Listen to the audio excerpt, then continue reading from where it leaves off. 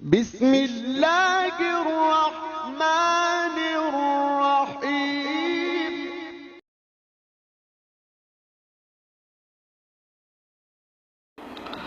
ماہ رمضان مبارک کی 25 تاریخ ہے، سن 1441 ہجری ہے۔ مئی مہینے کی 19 تاریخ ہے، 2020 عیسوی ہے۔ لاک ڈاؤن کا زمانہ ہے اور کرونا وائرس کی وبا ہے۔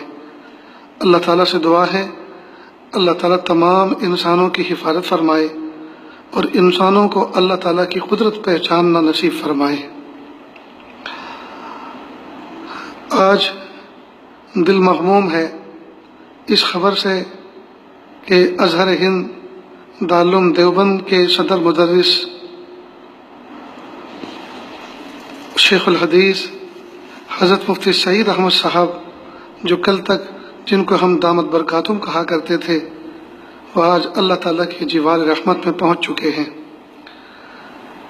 یقیناً عالم اسلام کا بہت بڑا خسارہ ہے اور المدارس دارالعلوم دیوبند کا بھی بہت بڑا علمی نقصان ہے۔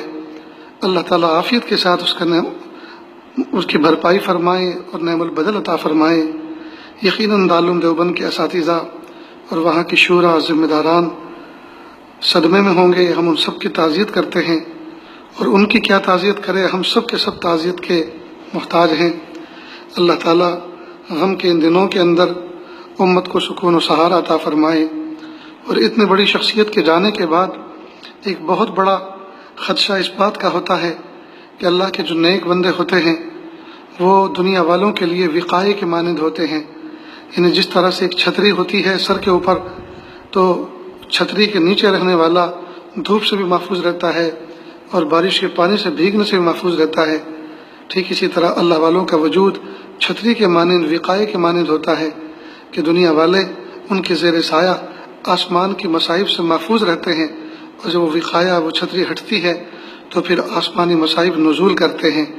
ہم اللہ سے دعا کرتے ہیں، پیارے اللہ، حضرت موصوف کے وجود بابرکت سے جو آپ نے بہت سے مصائب محفوظ روک کے رکھی ہوئی تھی، میرے پیارے اللہ عافیت کے ساتھ آپ ہم سب کی حفاظت فرمائیے، ان کو دفع دور کر دیجئے اور آپ امت سے راضی ہو جائیے۔